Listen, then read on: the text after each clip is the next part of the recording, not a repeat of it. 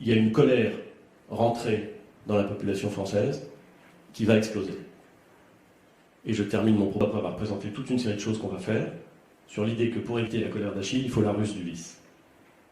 Et que donc, face à cette colère potentielle qui va se déclencher, il faut être rusé. L'idée que la société française était comprimée, était angoissée, était désemparée, et que donc elle pouvait craquer, était une idée que j'avais en tête en juillet 2018. On ne sait jamais. Laquelle des gouttes est la dernière? Ça, on ne sait pas. On peut le pressentir, mais on ne le sait pas. En revanche, on peut savoir si le vase est bientôt plein. Et en 2017, on fait les ordonnances travail. Moi, je me dis, quand on fait les ordonnances travail, ça va être terrible.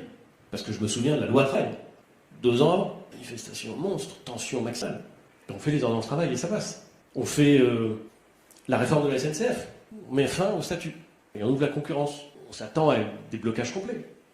Et on ne les a pas tant que ça. Il y a des grèves, mais ça passe. On dit qu'on va pouvoir entrer dans les universités d'enseignement supérieur sur le fondement d'une orientation sélective. Si vous avez suivi l'actualité politique des 30 dernières années, vous savez que c'est une bombe. On le fait. Il y a des universités qui sont occupées. On les désoccupe. Et ça passe. Et donc, vous vous dites, au fond, même quand ça crispe, si, 1, on a un programme qui dit ça, et 2, on considère que c'est bon pour le pays, il faut y aller. Et donc, on y va. Et on fait la taxe carbone à un rythme beaucoup plus rapide que ce qu'elle avait été engagée, en sachant que c'est un rythme très rapide.